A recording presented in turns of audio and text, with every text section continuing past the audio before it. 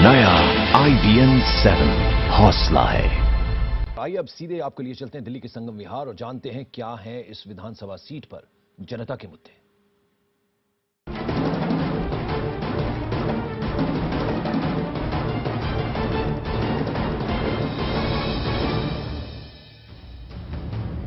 पीने को पानी नहीं, बीमार पड़े तो अस्पताल नहीं, बरसात आए तो सड़क नाले में तब्दील हो जाए। इन सब से मिलकर बनता है दिल्ली का संगम विहार। दिल्ली की वो विधानसभा सीट जो अपनी बदहाली की वजह से ज्यादा पहचान रखती है। दिल्ली के पानी माफिया का गढ़ माना जाता है संगम विहार। 2008 में इस विधानसभा का गठन हुआ, लेकिन हालात नहीं सुधर पाए। पानी एक सपना बनकर रह गया तो बाकी सुविधाएं भी दूर की कौड़ी बनी रही। हालांकि बीते चुनाव में जीत दर्ज करने वाले इलाके के विधायक दिनेश मोहनिया कहते हैं कि उन्होंने 5 करोड़ 78 लाख रुपए की रकम विकास कार्यों पर खर्च की है। मैंने अपना विधायक फंड मेरा पूरा 4 करोड़ रुपया मिला था मेरे को, और पिछले जो हमारे एमएलए थे उन्होंने करीबन 2 करोड़ 73 लाख रुपया उनका भी मेरे कैरी फॉरवर्ड हुआ था।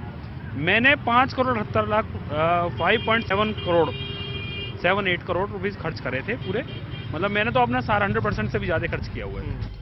लेकिन जहां सड़कों की हालत खस्ता हो, सीवर की कल्पना गुनाह हो, वहां 5 करोड़ 78 लाख से क्या सुधरा कुछ पता नहीं। संगम विहार में हर तरफ आपको कूड़े के ढेर नजर आ जाएंगे, मानो सालों से सफाई हुई नहीं। मैं संगम विहार से अनुज गुप्ता बोल रहा हूँ। यहाँ पे जो भी नाली से, पहली बात तो नाली की सफाई नहीं होती है, नाली ओवरफ्लो हो जाती है। जब भी आप रतिया मार्ग पे देखो, जो संगम विहार का मेन एंट्रेंस पॉइंट है, यहाँ पे बिन बारिश के बरसात वाला माहौल हो जाता है। जब भी स्कूल के बच्चे निकलते हैं या हम लोग ऑफिस के लिए निकलते हैं तो बुरा हाल हो जाता है। यदि रोड साफ भी हो जाए, नाली जैसे तैसे यहाँ की पब्लिक जाती है, काउंसिलरों के पास जाती है, तो नाली से कूड़ा निकल जाए, फिर मालूम चलता है एक महीने तक वो कूड़ा वहीं पे सड़ता रहता है और हम लोगों को मुसीबत झेलनी पड़ती है। वो गंदगी का और होता है, जैसी बारिश होती है वो कूड़ा नहीं उठता है। लेकिन संगम विहार में सबसे ज्यादा दिक्कत पीने के पानी को लेकर ही है। पानी की इस जद्दोजहद से नेता भी गाफिल नहीं है, लेकिन अनऑथराइज्ड कॉलोनी होने का हवाला देकर पल्ला झाड़ लेते हैं। तो मेरी दिक्कत ये है कि संगम विहार मेरा पूरा वार्ड अनऑथराइज्ड कॉलोनी है। अनऑथराइज्ड कॉलोनी पार्सल फंड बिल्कुल लगता नहीं है। और संगम, मेरे वार्ड की बात छोड़ो आप, संगम विहार पूरी 85% अनऑथराइज्ड है। केवल 185 वार्ड है वो थोड़ा सा 85% ऑथराइज है। बाकी हमारा किसी भी संगम विहार किसी भी वार्ड में पार्सल फंड नहीं लगता जी। कोई परमिशन नहीं है हमारे को पार्सल फंड लगाने की। वो परमिशन देती है दिल्ली सरकार, जो आज तक हमको मिली नहीं है। लगातार भूजल और गंदा पानी पीने की वजह से बीमारी की पूरी आशंका रहती है, लेकिन इस पूरी विधानसभा में एक भी सरकारी अस्पताल नहीं है। अब जरा इस रोड की हालत देखिए। खुदा न खास्ता अगर आप बीमार पड़ जाएं तो आप घंटों तक अस्पताल नहीं पहुंच पाएंगे। ये संगम विहार का मेन रोड रतिया रोड है, जहां पर सुबह शाम घंटों तक ऐसे ही जाम लगा रहता है। संगम विहार का आज भले बदहाल नजर आता हो, लेकिन भविष्य बेहतर बन सके, इसके लिए यहाँ के लोग 7 फरवरी को अपने वोट की ताकत जरूर आजमाएंगे।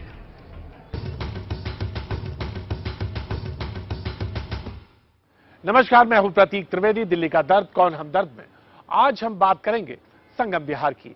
जो भी नुमाइंदा यहां से चुना जाता है वो वायदों की झड़ी लगा देता है, लेकिन हकीकत 6 लाख की आबादी बूंद बूंद पानी के लिए तरसती है। नतीजा यह होता है कि यहां पर पानी माफिया हमेशा हावी रहता है।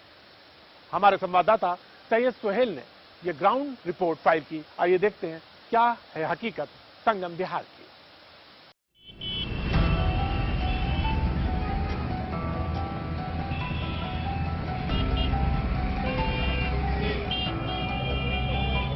छह लाख एक छोटे मोटे शहर की आबादी होती है।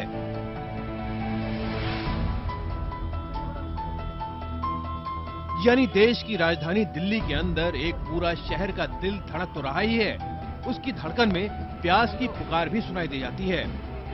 हम बात कर रहे हैं संगम विहार इलाके की।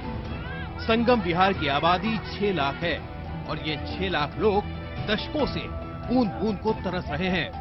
जरा सोच कर देखिए, जब कड़कड़ाती सर्दी में यह हाल है तो गर्मियों में यहाँ पानी के लिए कैसा हंगामा मचता होगा। संगम विहार एशिया की सबसे बड़ी अनऑथराइज्ड कॉलोनी है, जिसे बसे करीब 30 साल बीत चुके हैं और यहाँ पर करीब 8 लाख लोग रहते हैं। इस दौरान में कितनी सरकारें आईं और गईं, लेकिन हैरानी की बात यह है कि आज तक किसी ने भी इस इलाके की प्यास बुझाने के बारे में नहीं सोचा। जो जितने प्राइवेट बोर वाले हैं मेरे से हजार रुपए, सबसे हजार रुपए लेते हैं, वो भी महीने में एक बार पानी। अगर उनसे पानी मांगने के लिए कहो तो वो कहते कहीं भी जाइए, पानी यही है। वो भी अपनी मन मर्जी से, उनका दिल करेगा तो पानी देंगे, नहीं तो अन्यथा नहीं देंगे। अगर जो सरकारी बोर वालों को उनको जो दे रखा है, अब वो ये कहते हैं कि मुझे जो सरकार बोर दिया मैं 1-1.5 महीने में पानी दूंगा। संगम विहार के बड़े इलाके में या तो पानी की लाइन है ही नहीं, या फिर है भी तो पानी के लिए दिनों और कई बार तो हफ्तों का इंतजार करना पड़ता है। इंसानी जरूरत की सबसे बुनियादी चीज यहाँ पर किस कदर कीमती है, इसका अंदाजा वही लगा सकता है जो दिल्ली में बसे इस रेगिस्तान का बाशिंदा हो। पानी यहाँ नहीं, नाली यहाँ नहीं, रोड यहाँ नहीं, हॉस्पिटल यहाँ नहीं है, कुछ नहीं है सुविधा। बच्चे एक्सीडेंट खा जाते हैं, बस दूध जाते हैं। मैं इस चीज को ज्यादातर दोषी मानता हूँ यहाँ के स्थानीय निगम पार्षदों की। आप निगम पार्षद के ऑफिस में जाइए, अभी यहाँ ई ब्लॉक के निगम पार्षद कालीचरण शर्मा जी, उनके पास जाइए तो पहले ये बोलते हैं कि पहले आप वक्त लीजिए, हमसे अपॉइंटमेंट लीजिए, फिर हम बात करेंगे आपसे। भैया हमारी परेशानी, हमें जो परेशानी होगी वही तो बताएंगे हम।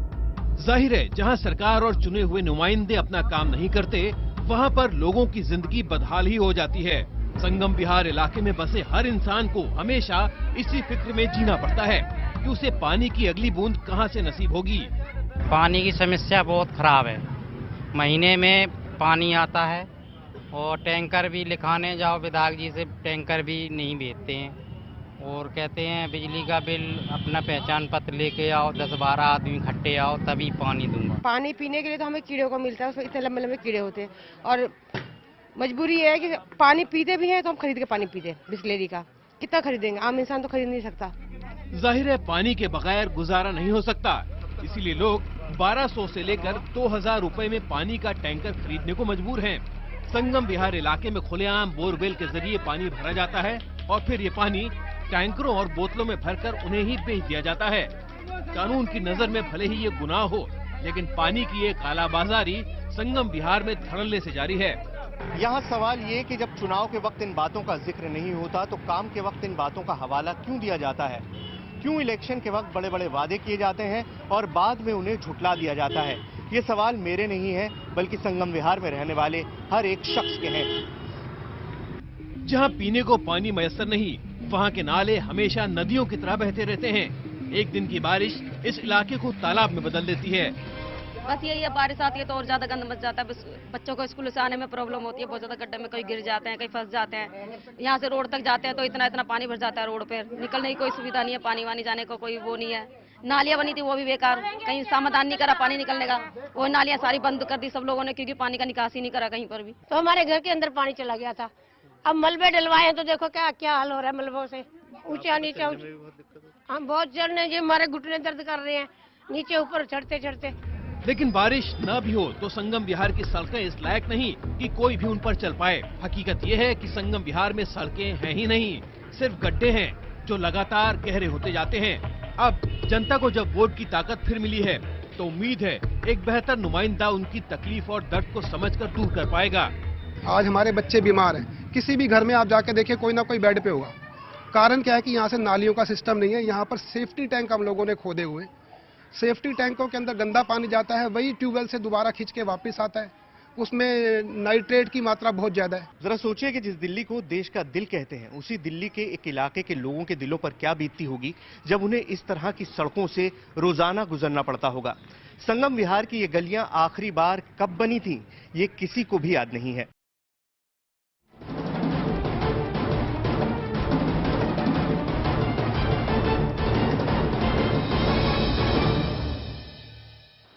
और अब वक्त है ये जानने का कि हमारी मेहनत की कमाई का पैसा संगम विहार के जनप्रतिनिधियों ने कहां और कितना खर्च किया, और इसको जानने के लिए चलेंगे स्टूडियो। बहुत शुक्रिया प्रतीक। संगम विहार इलाके की बात कर रहे हैं। सबसे बड़ी समस्या जैसे कि आप भी बता रहे हैं पीने के पानी की समस्या। अब इलाके का हमदर्द कौन बनेगा उसके लिए तो इंतजार करना पड़ेगा, लेकिन दावा अभी तक हर कोई यही करता आया है कि वो इस इलाके का हमदर्द है। कितना खर्चा हुआ है चलिए हम आपको आंकड़ों के जरिए समझाने की कोशिश करते हैं। दिनेश मोहनी आम आदमी पार्टी के जो जीते थे पिछले चुनावों में और इन्होंने शिवचरण गुप्ता को हराया था, ये बीजेपी के कैंडिडेट थे। अब पैसा इन्होंने कितना खर्च किया है वो भी आपको बता दें। इन्हें एक साल में 4 करोड़ रुपए मिले, लेकिन बीते विधायक के भी कुछ पैसे बचे हुए थे, जिसमें 1 करोड़ 78 लाख रुपए थे, ये बाकी थे, ये भी इनको मिले। अब दावा ये करते हैं कि इन्होंने तकरीबन पूरी की पूरी रकम खर्च कर दी और इस पूरे पैसे को इन्होंने इस इलाके को सजाने और संवारने में लगाया है। लेकिन बुनियादी सुविधा, हम जिस तरीके से शुरुआत में भी कह रहे थे, पीने के पानी के लिए भी लोग तरस रहे हैं, क्योंकि यहां पर साफ पानी नहीं मिलता है लोगों को। 2 पार्षद बीजेपी के हैं, कांग्रेस का एक निर्दलीय पार्षदों पर भी नजर लेते हैं कि इन्होंने कितना पैसा खर्च किया है और क्या वाकई लोगों को उस पैसे के हिसाब से सुविधाएं मिल रही हैं या नहीं मिल रही। एक साल में 75 लाख रुपए हर पार्षद को मिला है, तो इस एक साल में कितना पैसा खर्च हुआ है उस पर भी नजर डाल लेते हैं। 55 लाख रुपए बबली, जो कि यहां से पार्षद हैं, उन्होंने खर्च किया। इसके बाद कालीचरण शर्मा ने 29 लाख रुपया खर्च किया अपने इलाके को सजाने संवारने के लिए। इसके बाद कल्पना झा ने 49,78,000 रुपया खर्च किया और उसके बाद नाम आता है नीरज गुप्ता का, जिन्होंने 39,53,000 रुपया अपने पूरे इलाके को सजाने और संवारने में खर्च किया। यानी कि इतना पैसा खर्च हो चुका है। कुल मिलाकर अगर देखा जाए तो संगम विहार में 7 करोड़ 51 लाख रुपया खर्च हो चुका है। तस्वीर क्या है, बुनियादी सुविधाएं मिली हैं या नहीं मिली, वापस चलते हैं प्रतीक के पास।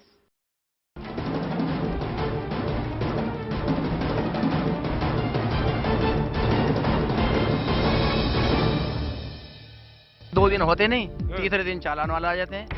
खाना कमाना बिल्कुल ठप कर दिया। शहर बसा दिए जाते हैं, लेकिन कभी किसी ने सोचा कि ये गांव भी बढ़ेगा? ना सड़कें हैं, ना नालियां हैं।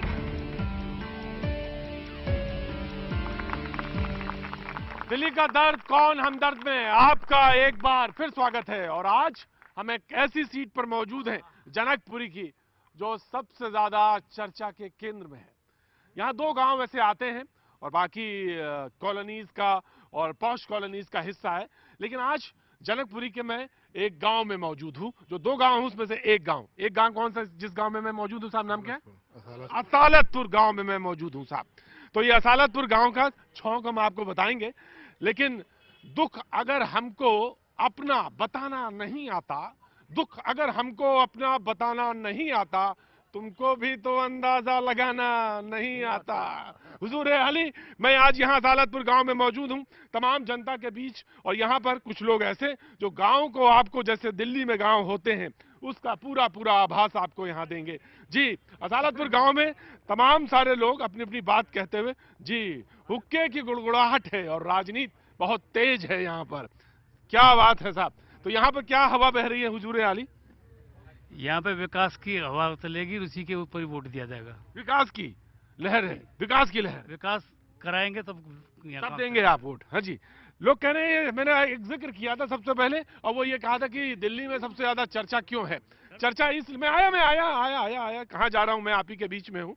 वो ये है कि यहाँ पर दामाद और ससुर की लड़ाई है और बड़ी रोचक है, बड़ी चर्चा में है। पूरी दिल्ली नहीं, पूरे देश में इसकी चर्चा। साहब खड़े होइए, आप खड़े हुई है साहब, आप ही से शुरुआत करते हैं हम।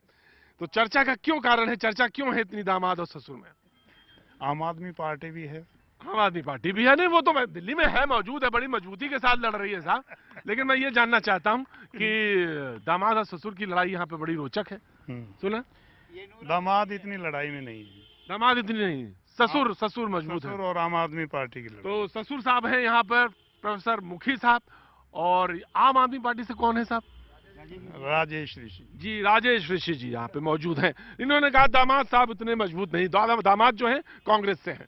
लेकिन मैं आज बातचीत के सिलसिले को जो शुरू करना चाहूंगा वो ये बात कि मैं ना तो कोई पॉलिटिकल पार्टी से बात शुरू करता हूँ, मैं लोगों का जो दुख है, दर्द है, उन्हीं से बात शुरू करता हूँ। बताइए साहब, क्या लग रहा है सालतपुर गाँव से, क्या हिसाब किताब है? क्या नाम है बेटा तुम्हारा? आदिल नाम है। आदिल साहब आगे आइए, बताइए। ठंड ज्यादा है ना? ठंड ज्यादा है। ठंड ज्यादा है, तो बताइए फिर माहौल क्या है गांव में, अंदर क्या है सालतपुर में? सही है, सब सही है, कोई परेशानी नहीं है? कुछ नहीं परेशानी है ही नहीं, कोई परेशानी नहीं है। अच्छा, कोई परेशानी नहीं साहब, हुजूर आली कोई परेशानी नहीं? परेशानी है। परेशानी बस हाथ रखने की देर थी। बिल्कुल, परेशानी ये है कि 2 दिन होते नहीं, तीसरे दिन चालान वाला आ जाते हैं। खाना कमाना बिल्कुल ठप कर दिया। अच्छा, काहे का काम करते हैं आप? हमारा गाड़ी रिपेयरिंग का काम है, शौकर कमाने का। अच्छा, हाँ जी। तो कौन आ जाता है? ट्रैफिक वाले आ जाते हैं, कभी पुलिस वाले आ जाते हैं। कल से गाड़ी मत लगाना जी, वो कहते हैं कि बच्चों को पढ़ाओ, भविष्य दो। क्या 3 आदमी कंप्लेंट है, पता चल रही है हमारे पीछे 600 हैं, 600 की जिंदगी खराब। कैसे पढ़ाएं लिखाएं? सरकार कहती है बच्चों को पढ़ाओ लिखाओ। जब माँ बाप, अगर बाप ही बैठ गया कमाई से, तो बच्चे को कहाँ से पढ़ाई लिखाएगा जब कमाई नहीं रहेगी? तो हम इस चीज से बहुत परेशान है जी। अच्छे दिन कैसे हैं? वाह भाई, आप तो मोबाइल कुछ चेक कर रहे थे, क्या देख रहे थे साहब? अच्छे दिन देख रहे थे? क्या है साहब बताइए हुजूर, आप कह रहे थे ना मेरी फोटो दिखा दीजिएगा। खड़ा होइए, मैं फोटो दिखाता हूँ आपकी। क्या बात है, सलमान खान और आप एक ही जैसे लगते हैं देखने में। हुजूर अली बताइए। सर यहाँ मिस्त्रियों को वाकई में जेन्युइन प्रॉब्लम है, मिस्त्रियों को समस्या, और गांव के लोग तो बैठे हैं जो गांव की समस्या बताने के लिए बैठे हैं, वो तो कुछ आगे वाले बैठे हैं। मैं आगे आ रहा हूँ जी। जितने भी ये मैकेनिक वगैरह हैं, ये बेचारे काम कर रहे हैं, रोजी रोटी कमा रहे हैं, लेकिन इस पिछले एक हफ्ते में यहाँ मतलब रोज ही पुलिस वाले चालान काट रहे हैं, इससे लोग बड़े परेशान हैं जी। और पहले ये चीज नहीं थी कभी भी। इधर गांव के लोग जो बैठे हैं, गांव की तरफ से रुख करता हूँ। जी साहब बताइए हुजूर। भाई ऐसा है, इतने दिन हो गए यहाँ ना कोई गांव का सुधार, ना कोई यहाँ भेजा है वेंकटाल गांव का। कहाँ शादियाँ करें, वेंकटाल में जाते हैं तो इनके पहले एडवांस बुक पाते हैं। हमारे लोगों का कोई सुनाई नहीं, गांव वालों की। गांव वाले की कोई सुनवाई नहीं है। कौन दोषी आपको लगता है? दोषी तो यही है एमएलए, एमपी हो गया, एमएलए हो गए, पार्षद है, पार्षद ये है ही, पार्षद एमएलए दोनों की आत्महत्या है काम। दोनों ने जो है कुछ नहीं आज तो आपका कहना है कि मुखी साहब हर चीज में, कहीं भी किसी गांव में भी पंचायत घर है सब में, यहाँ क्यों नहीं है? असालतपुर में पंचायत घर क्यों नहीं है? क्यों नहीं है? अरे ये प्लाट यहाँ छोड़ रखा 400 गज का, डीडीए में लिखा है, आज तक जो है नहीं बनने दिया। क्यों? ये गांव का काम है, ये गांव का है। जनकपुरी का होता तो अब तक बना देते जी। तो यहाँ पर भी गांव और शहर की लड़ाई है बराबर। दिल्ली में उनका कहना है कि अगर ये जनकपुरी के उस हिस्से में आता तो शायद कब का बन गया होता, इसलिए नहीं बना क्योंकि गांव के हिस्से में है। भाई ये तो राजनीति इसी चीज हो रही है। अच्छा, हम तो आड़ी पाड़ी आदमी, हमने केवरा ना एक तो पानी ठीक आना चाहिए, पानी नहीं आता है बहुत दफा, पानी नहीं आता नहीं है। पानी की समस्या है, एक कम्युनिटी हॉल की समस्या है, कोई डिस्पेंसरी हो उसकी समस्या है, ये बनानी चाहिए ना गवर्नमेंट। यहाँ जमीन पड़ी ज्यादा, कोई नाम नहीं है काम की तो जमीन छोटी है नहीं कुछ भी। और गांव के पार्क जो डीडीए में डाल दी है इन लोगों ने, 1500 बीघे जमीन गांव के नाम से, पार्क के नाम से छुट्टी, हमारे गांव के नाम से कौन सा पार्क छोड़ रखा है इन्होंने? जो गांव का दुख है जो बयां हो रहा है आपके सामने, ये असालतपुर गांव, जनकपुर कॉन्स्टिट्यूंसी, इनका कहना है कि ये जो गांव की जमीन थी वो जनकपुरी के अंदर आ गई, और ना तो इनके पास बैंक्वेट हॉल है, ना तो यहाँ पर इनका कहना है कि जब कोई बैठने का पार्क की व्यवस्था, पार्क जो थे वो बाहर चले गए, पार्क की व्यवस्था नहीं। साहब मैं आपको खड़ा करना चाहता हूँ, क्या नाम है आपका? जितेंद्र सोलंकी जी। आप गांव में ही रहते हैं? हाँ गांव में रहता हूँ। वहीं के पले वहीं हाँ, पड़े? यहीं पड़े हैं। तो ये कहना है कि जनकपुरी में सबसे बड़ी समस्या ये है। असालतपुर गांव की अगर बात करें तो उन्होंने कहा कि ना तो कोई बैंक्वेट हॉल है, ना तो कोई पार्क है, और उधर जो दुकान वाले लोग थे वो अलग परेशान। नहीं, हमारी चौपाल है वो ऐसे ही पड़ी है, ना चौपाल का कोई विकास हुआ, ना कोई डिस्पेंसरी का है, मतलब कोई भी यहाँ ये पंचायत है लेकिन वो डेवलप नहीं हुई। डेवलप नहीं हुई। जी साहब, क्या नाम है आपका? मेरा नाम सतीश कुमार है। जी सतीश जी बताइए। मैं इस गांव का एक बेटा हूं। और मेरा गांव 850 साल पुराना है कम से कम। मैंने जब से होश संभाला है मेरा गांव 1 इंच नहीं बढ़ा। क्या मजबूरी है इस सरकार की, या जितने भी सरकारें यहाँ आई, भूमि अधिग्रहण होते हैं लेकिन शहर बढ़ जाते हैं, गांव के आसपास जमीनें जो होती है गांव की उसमें शहर बसा दिए जाते हैं, लेकिन कभी किसी ने सोचा कि ये गांव भी बढ़ेगा? गांव का रकबा छोटा हो गया। गांव का रकबा नहीं, गांव का लाल डोरा वही रहा जितना था, लेकिन उनके बच्चे पैदा होते होते वो बढ़ गए। आज उनको सर छुपाने को अंदर अपने मकान नहीं मिल रहे। हो गया ना पूरा भाषण? अब इसमें बचा क्या? हो गया पूरा भाषण? ना भाषण नहीं है। हमें फिर उन बेड़ियों में डाल दिया गया, काला पानी भेज दिया गया। अच्छा एक बार बताइए, चुनाव लड़ने की इच्छा है आपके कि नहीं है? मेरी चुनाव लड़ने की बिल्कुल इच्छा नहीं है। अच्छा वो लेकिन सर ये गांव की समस्या है, गांव का लाल डोरा आप बढ़वाइए सरकार से। बिल्कुल, मैं आ रहा हूँ, मैं आपके पास आ रहा हूँ। देखिए साहब, मैं गया था सिर्फ बात पूछने, दिल और दर्द की बात पूछने, लेकिन बात आपने देखी सामने, उन्होंने पूरा का पूरा भाषण। मैं आ रहा हूँ हुजूर, मैं आ रहा हूँ आपके पास, आ रहा हूँ, बैठा, मैं आता हूँ। जी साहब, जी ठंड ज्यादा हो गई ना, एकदम से सूरज पता नहीं कहाँ छुप गया, एकदम से ठंड ज्यादा हो गई है ना जी। खड़े हो जाए तो अच्छा रहेगा, या घुटनों में दर्द है? अच्छा ठीक है, आप मैं बैठ जाता हूँ जी। नहीं कोई बात नहीं, तो बात हुई। तो आप यहीं असालतपुर में ही? नहीं, हाँ, जनकपुरी में। असालतपुर वाले कहते हैं कि सब इन्होंने जबरदस्ती कब्जा कर लिया, इन जनकपुरी वालों ने। जनकपुरी वाले बहुत ही राक्षस किस्म के लोग हैं। उन्होंने जो है डीडीए को जमीन बेची है, डीडीए ने मकान बना के वो उन्होंने बेचे हैं। तो असालतपुर वाले से मालदार हैं?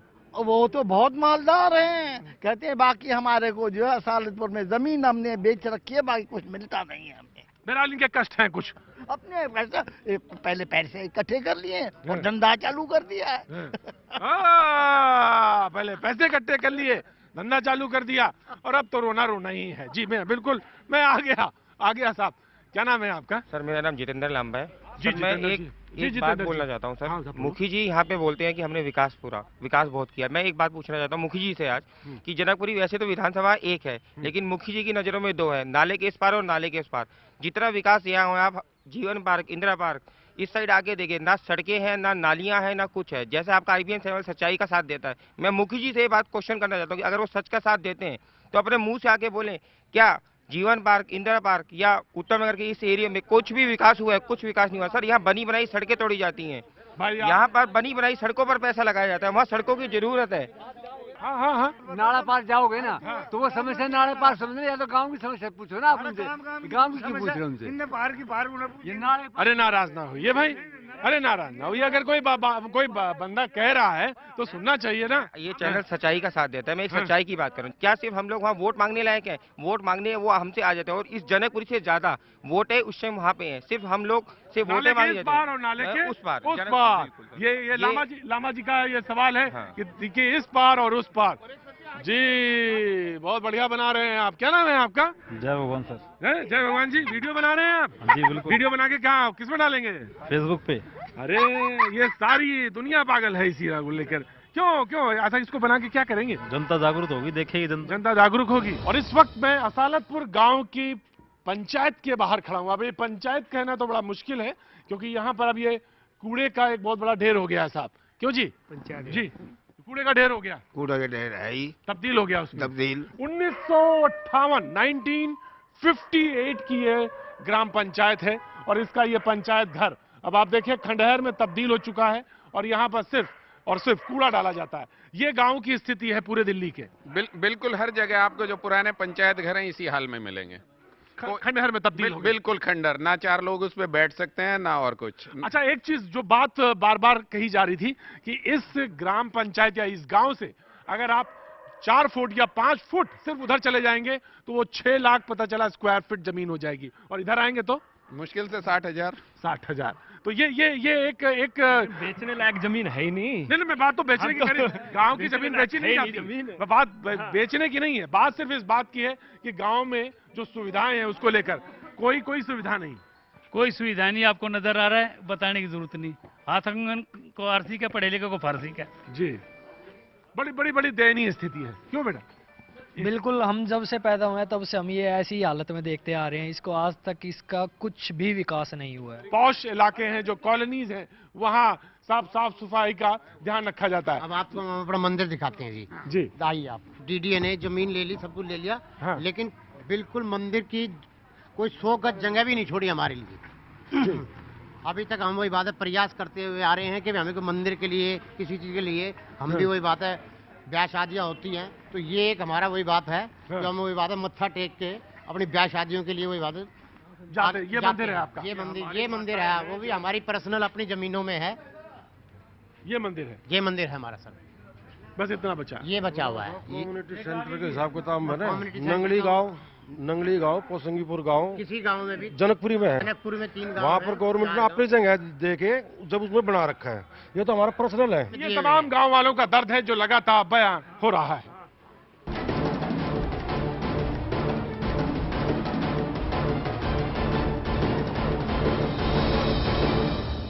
असालतपुर से मैं पहुंचा हूं C2C का पॉकेट 12 जनकपुरी में। यहां भी कुछ लोग हैं, यहां भी कुछ शिकायतें हैं, गांव की कुछ अपनी शिकायतें थी, यहाँ कुछ और शिकायतें हैं। शिकायतों का पिटारा है दरअसल कहना चाहिए। आपका नाम जानना चाहूंगा मैं। प्रवीण जैन। जी प्रवीण जी, आप इस पॉकेट में कब से रह रहे हैं? 35 साल से। 35 साल से रह रहे हैं। आप साहब? SK अरोड़ा जी 20 साल से। 20 साल से। साहब आप? विजय कुमार 9 साल से। 9 साल से। और मुझे अगर ध्यान है ठीक ठाक तो मैंने यहाँ पे कोई 7 या 8 साल पहले शो किया है। अब मैं जानना चाहता हूँ कि समस्याएं क्या हैं और फिर हवा में क्या चीज है इस वक्त चुनाव में। समस्याएं जो हमारे नेता लोग हैं उनको सिर्फ अपने इलेक्शन तक ध्यान रहता है, उसके बाद कुछ ध्यान करते नहीं। जिधर भी जाइए उधर ही परेशानी नजर आती है। और ये जो नेता हैं इनसे तो परेशानी खत्म ही नहीं होती। बिल्कुल खत्म नहीं होती। वादे खूब करते हैं। वादे खूब करते हैं पर निभाते जो हैं ऐसे ही है।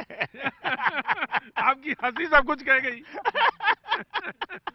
निभाते नहीं है। हाँ निभाते। अब इस पार का हाल देख लो। अच्छा, जहाँ आप खड़े वहाँ इधर उधर देख लो क्या हाल है।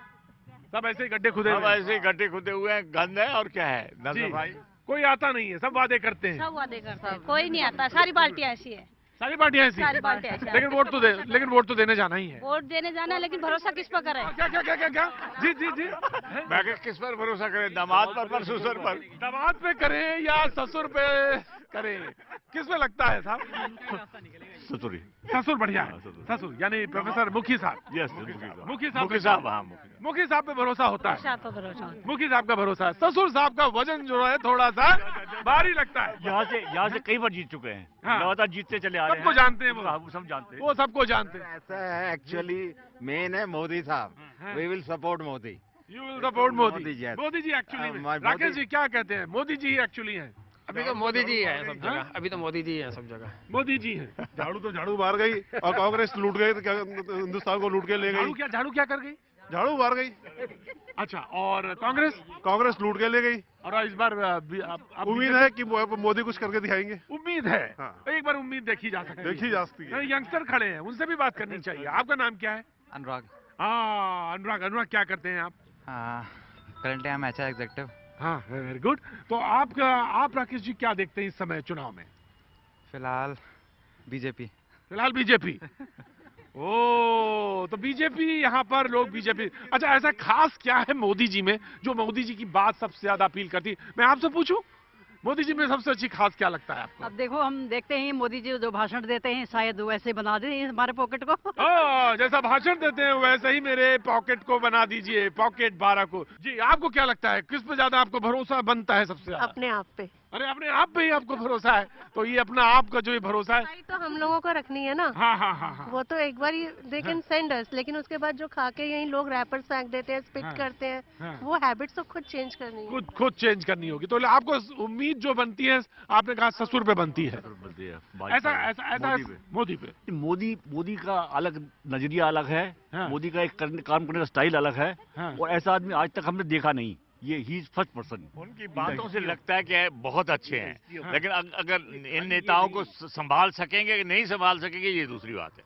ये बात अलग है। ये बात अलग है। गुजरात में ट्रैक रिकॉर्ड उसका बहुत अच्छा रहा है, जैसे सुनने में आया है। हम गए तो नहीं वहाँ पे, लेकिन सुनने में आया बहुत अच्छा रहा है।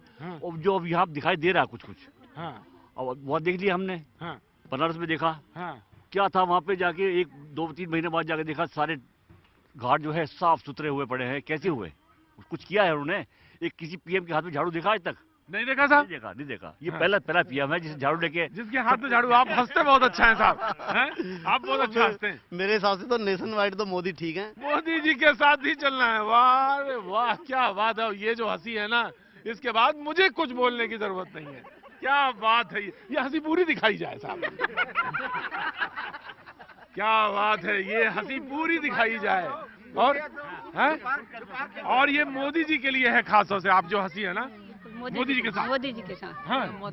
तो साहब ये पॉकेट 12 C2C पॉकेट 12 जनकपुरी का कुछ लोग RWS के लोग मौजूद थे, उनके साथ बातचीत का ये सिलसिला जारी रहेगा। आप बने रहिए, देखते रहिए IBN 7।